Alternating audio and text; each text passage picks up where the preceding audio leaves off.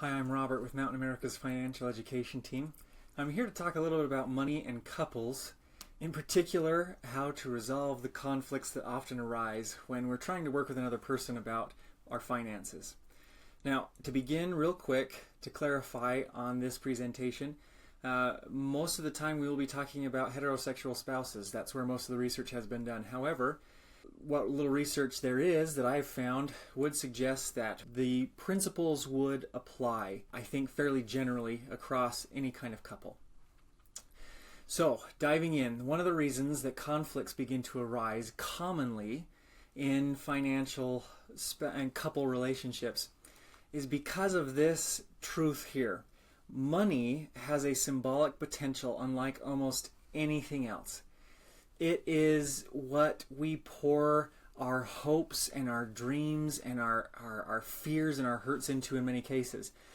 Now, I'm not saying that money means the most to everyone, but usually those things, again, that mean the most to us are connected to our money, right? What does it mean to you? Money often means freedom to people or options or choice. When we start to think about it, it means vacations and memories. It can mean date nights. There are so many things. It can mean freedom. It can also sometimes be a master. You can feel burdened by it. There are so many things that go into our experiences with money, and each individual brings those feelings and experiences to a relationship. And as you're trying to work through goals and things, this is where we begin to find either financial success or financial conflict within couples and money relationships. So in order to help make sure that we can have a successful couple talk, we'll call it, right? A successful relationship with our spouse or partner, as well as the finances that we share or manage together, we're going to make sure we understand very clearly what sources of conflict there are that make problems arise, and we can address them to help them go away. We're then going to talk about just that, the conflict resolution, and how to resolve these things mostly through increased awareness and improved communication. Those seem to be the two things that anecdotally, through one-on-ones that we've held, as well as research into these arenas, suggest help to resolve conflicts most effectively. And then we are going to finish with some financial planning tips, some practical tips that do pertain to couple relationships. Okay, so first, starting with the sources of conflict. Most anyone you'll talk to, yourself included, myself included, probably can identify within their relationship that somebody is a spender and somebody is a saver. There are money styles that we have. And there are different money styles. These are 4 of the most common ones mentioned in research. What's unique about this, and there's a picture there of a little kid throwing money in the air. What's unique about these money styles is they actually begin to manifest themselves as early as ages 10 to 12. And so the way we view money and the value that is expressed in our lives that money expresses is fairly firmly established before we make some of these long-term relationship commitments. And we've got the savers, right? Those who money has value when it's expressed in a secure or safe way. This is where money becomes valuable, is when we have it and it can be secure. The giver, who obviously finds value in giving it away and facilitating the happiness of others.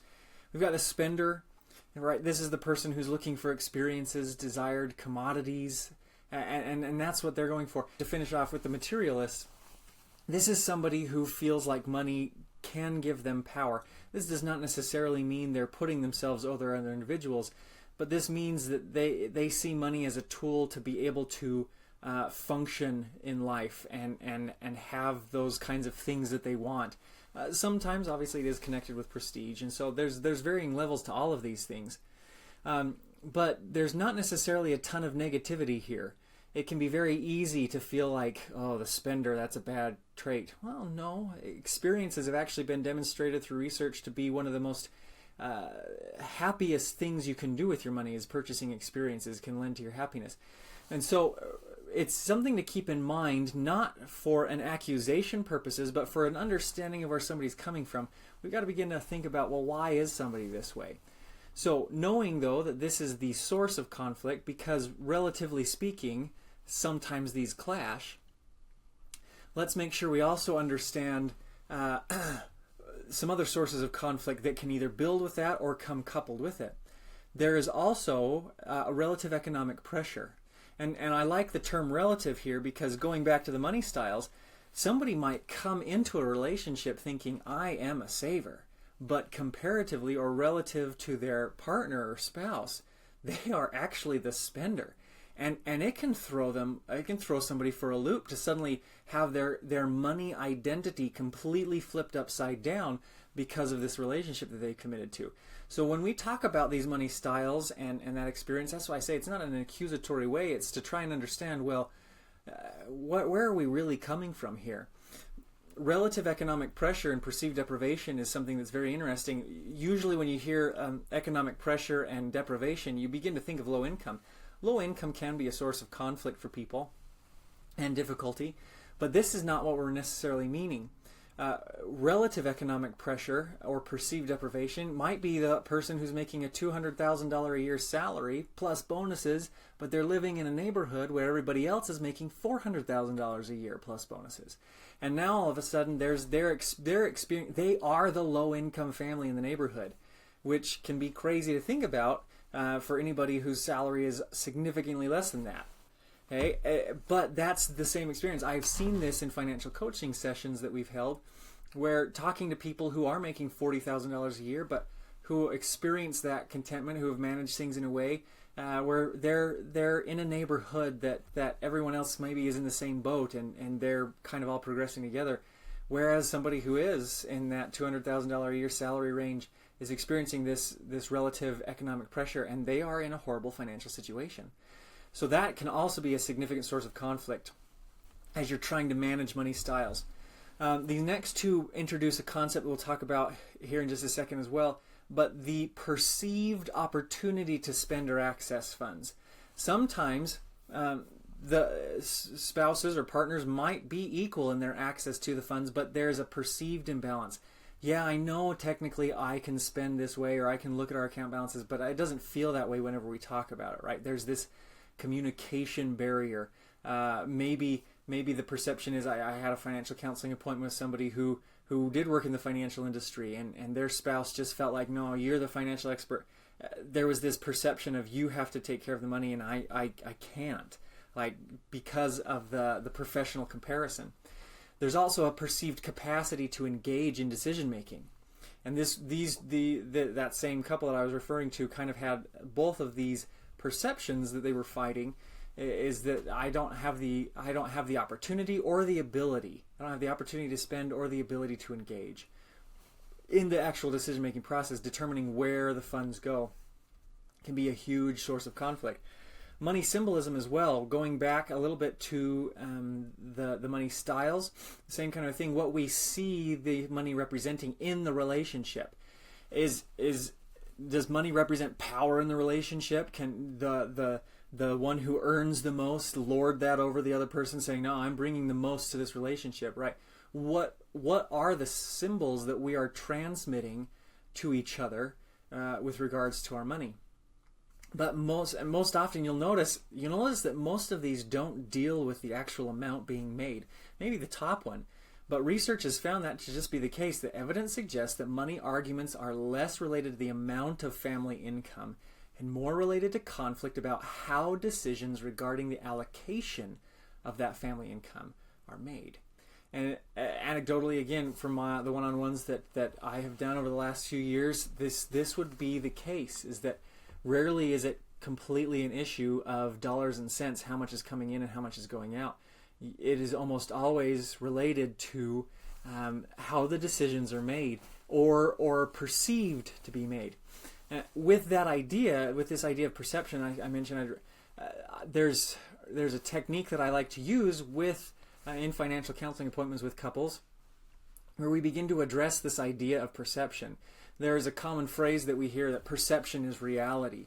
I have a difficult time with this And in communicating with couples, try to address this because it allows us to get to sometimes the core issues. If perception is reality, then that would suggest that everyone's perception is equally real. While that might be the case, I would suggest it might be one's experience of reality, because if perception is reality, and that is the only definition of reality, then who's to determine whose reality is more valid than the others? And this is where we begin to find that conflict. Oh no, my perception of this situation is more accurate and therefore more real than yours. Do you see where this begins to exude conflict? Our goal oftentimes should be, as we communicate about finances as a couple, to identify this objective reality. What is really going on here? Here's my perception, here's your perception. Well, okay, so where do we meet, and what is the actuality here? You feel this way? Oh, okay, I didn't know that. Having that kind of a communication, understanding each other's where we're coming from, but trying to use that information to create an actual understanding of an objective reality can be a very core concept as we progress, understanding where conflicts are coming from, right? That perception of how, or that experience of how decisions are made, or perception of how it is, that tends to be one of the core issues. So as we talk about conflict resolution, we begin with increased awareness.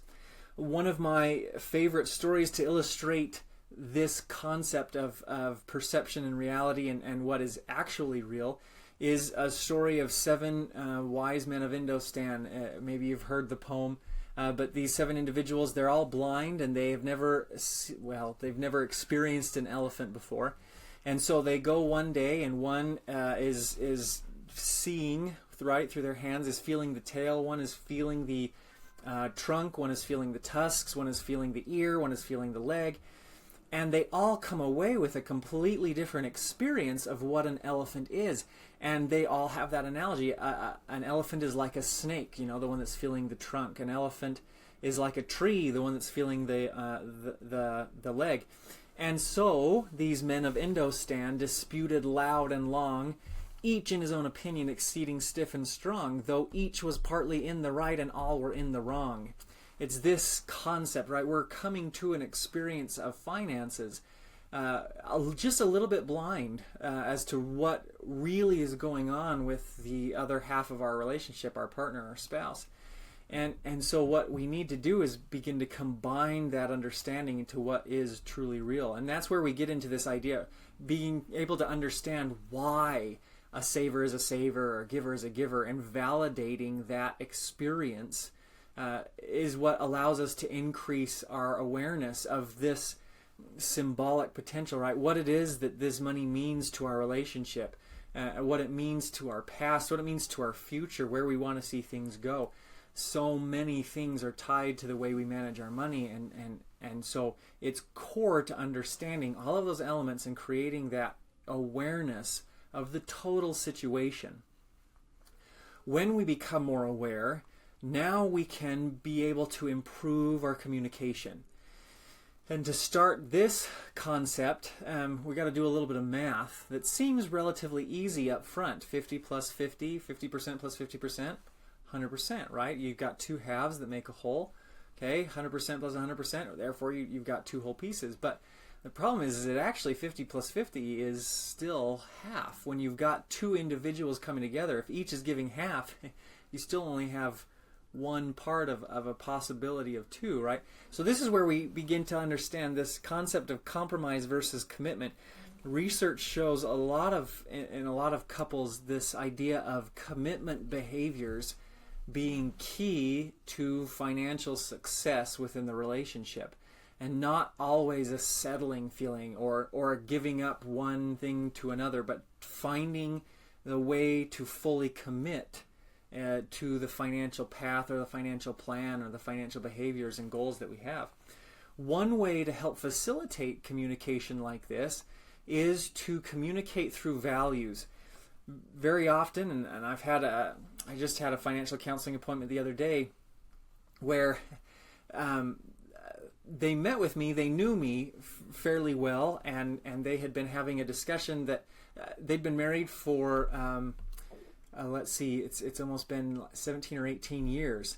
And they've had a very good relationship, been able to communicate, but something happened financially where now they were really fighting about some finances for the first time. And so we sat down, and I discovered that a lot of it came because they were coming from two different perspectives, just like we were talking about. The husband had made a decision without consulting his wife, as they often had done in the past, and she thought that it was a poor decision to extend a student loan payment to the minimum possible payment. And so they wanted to have this communication. What happened is they both came together with their perspectives, saying, you didn't do what I think you should do. Well, we're doing what I think we should do, and you should get in line with this. And they started talking about numbers first, and this is where a lot of problems can come. If you begin with the conflict, it's really hard to resolve that conflict because both people come feeling correct, right? We don't like to be wrong, and it's easy to feel that way sometimes, especially when you're trying to unify and express that kind of commitment, right, between in your relationship. So, as strange as it might seem, to often resolve conflict, you don't start with the conflict. You begin with where you are united, where you are committed.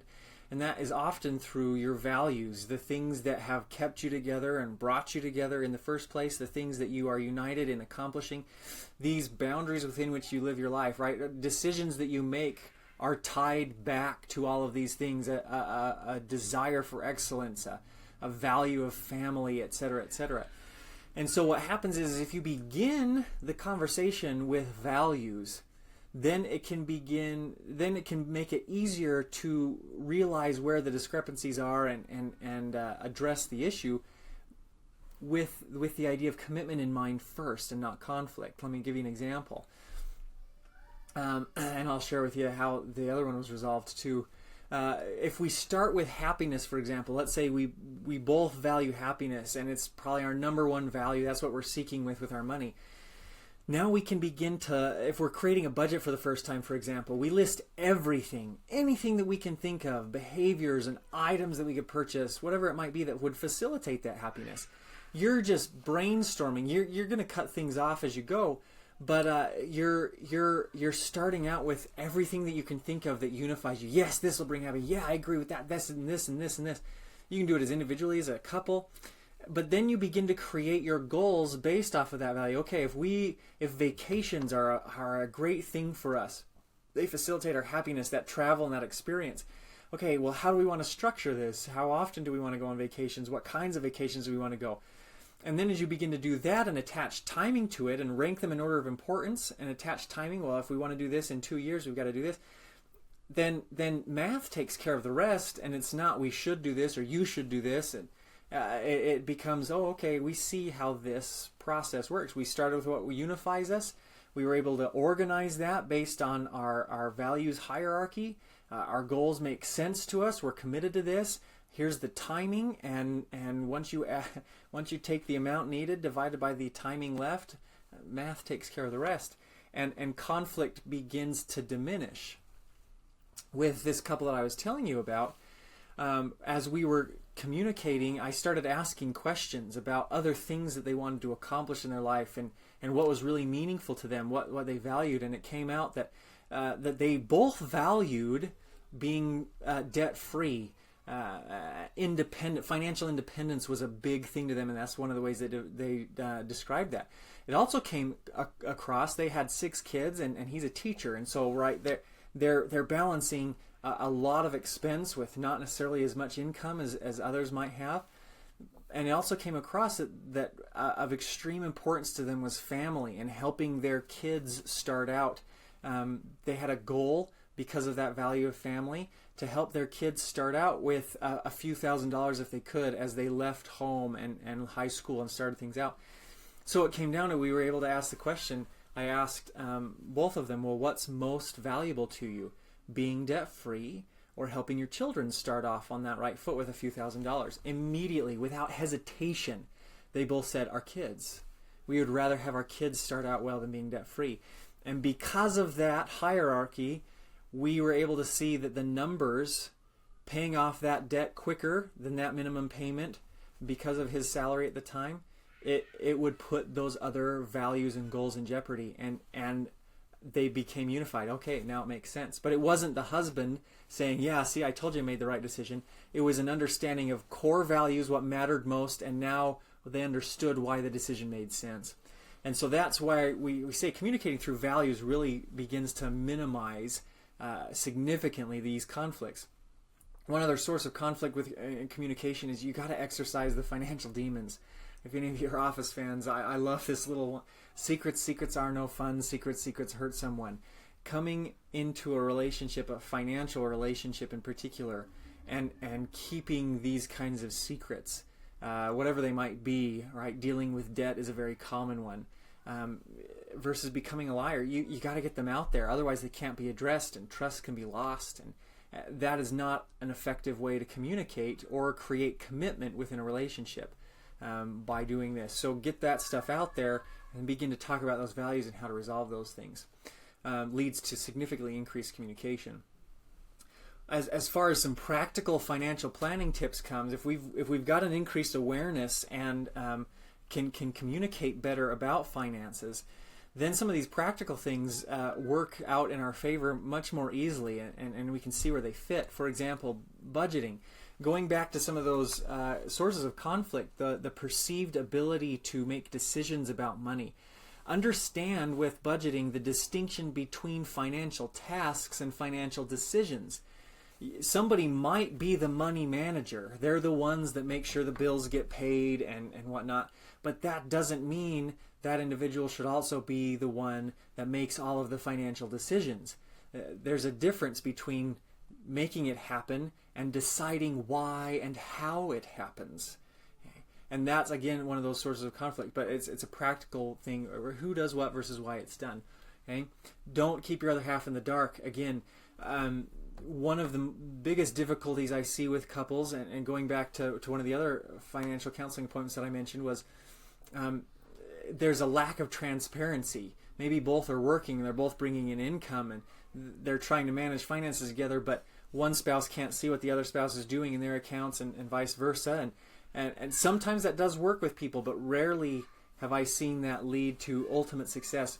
Transparency is another one of those commitment behaviors, and it facilitates a much better amount of trusted communication within the couple. Don't think of it as checking in, right? This isn't having to report to a parent. It's we are working together here. This is a commitment here. As silly as it might seem, also consider using something like spending plan instead of budget. It's much more rewarding to spend. Budget can feel restrictive. Sometimes we can trick our brain into feeling rewarded simply by saying, yeah, we're spending money on security by putting it in this account. We're spending, it's how we're going to spend our money, not necessarily how we're going to restrict ourselves. Speaking of spending, it has also been helpful for couples to have discretionary spending, especially if one is a spender, to plan for that behavior. That's the idea. Okay, I'm a spender. Well, we can either try and punish you for things, or let's plan for how it is that we function. And so we create mad money or discretionary money, right? Where it's almost basically an allowance, actually. And this is money that you can spend however you want, whenever you want, and that's great. Or a spending threshold. Yeah, this might be especially for higher income people. Yeah, you can spend up to this much without any kind of problem. You're not putting any other goals in jeopardy if you spend up to this much a month. For those who maybe need a little bit more focus, that's when this discretionary or allowance money comes in, where you've got $30, $40 a month. You can spend however you want. It's interesting what that does to the mind. It focuses us. I know I've got this money, and it checks us almost too. Oh, this thing's $50. Dang it, I do have to wait till next month. It can help curb the spending because it's not saying you can't spend it all. It's just giving you a direction for your spending. Okay? Something else core to remember when it comes to maybe resolving conflicts is remember just how valuable a stay-at-home spouse is. Research has been done on this, and it has been helpful for some couples to create a ledger of merits. This is what I do on a daily basis, a weekly basis, and a monthly basis. Let's put a dollar value on that based on the fair market value of this job. salary of in 2020, the salary of a stay-at-home parent would be equivalent to about a $64,000 a year salary for everything that they do at home, and for how many hours is being worked. So don't negate, especially where maybe some of the conflict in a relationship is coming because somebody says, well, I'm the one bringing in the money. Well, you might want to think about that sentence. If there's a stay-at-home spouse who's producing the equivalent of $64,000 a year that you would have to spend if they weren't doing it, on things like child care and cleaning, whatever it might be. So that idea of a ledger of merits and understanding the equality really between spouses and what they're bringing value-wise. Some other commitment behaviors that are referred to in research is merging those bank accounts. Not necessarily having a his and hers or yours and my income, but having a our income, right? That all comes to one account. We're working with, maybe you make $2,000 a paycheck and I make $4,000, but we make $6,000 and we're going to work with $6,000, making it kind of a one income thing. Hey, having those joint financial goals and experiences like we talked about, starting with values and creating that unity there. A regular money date is a great thing to talk about the circumstances. In fact, it was recommended that you do that in private. It can be helpful to do that in public because sometimes, right, those conflicts can arise, but in public they do so less, right? Those are some of those commitment behaviors. Other practical understandings about money in relationship in couples is there are tax benefits to marriage. These benefits apply to anybody who is legally and lawfully married. The government recognizes those. You can make more money and be in a lower tax bracket. And so if you're looking for a reason to get down on one knee and say, hey baby, let's save on taxes together, maybe. But it's something to keep in mind. If somebody does that, you should probably say no. But it's something to keep in mind that there is financial implications to that kind of formal union. Recognizing as well that there are Social Security implications to a married relationship. If you can receive Social Security benefits on your former spouse's record if you get divorced, if the marriage lasted 10 years or more, if you're currently unmarried and over the age of 62. And so you have that ability to draw on their record. They won't know about it, but especially maybe in a stay-at-home spouse situation where maybe you don't have the earnings record that your former spouse might have, you can still benefit from that relationship. Just a few other practical considerations. If you are watching this, especially in Utah's a joint tenant state. We default to that, and so having an ability to sign on behalf of your spouse or partner is a significant thing. Cost of children when you're making those kinds of decisions. The average cost from birth to 18 exceeds $230,000 a child. That doesn't include post-high educational costs. My wife just delivered our fourth baby in July. I remember this statistic, and I looked at the baby and thought, wow, this is my $1 million baby. It's an expensive thing. It's something to consider as you're going through that, and how that would impact your finances. Life insurance. This was actually something else that we talked about with that other couple that I mentioned with regards to the student loan payment.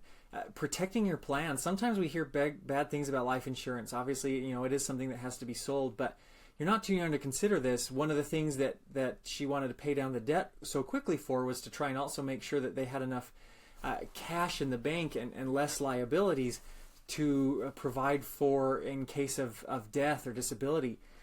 They didn't know. They had never considered insurance for, as relatively cheap as it can be for term life insurance, and how more effectively that could cover such a significant emergency. And so consider things like that as well as a part of your couple planning. Okay? To review, clarify what money means to you and your spouse or partner. You have to understand where they're coming from, their money style, what went into that. Legitimize and validate the experiences that led them there. Identify your money style. Understanding these things helps you come together to understand that actual reality of the situation, and to begin to communicate about that more effectively by identifying your top life values, starting with what unifies you, creating goals together. and communicate that way. Start with values. Here's what I value. I don't understand how this fits into our values or our core 5. Don't just pick out one value to make sure that you can again win the argument, right? How does this decision align with this particular value?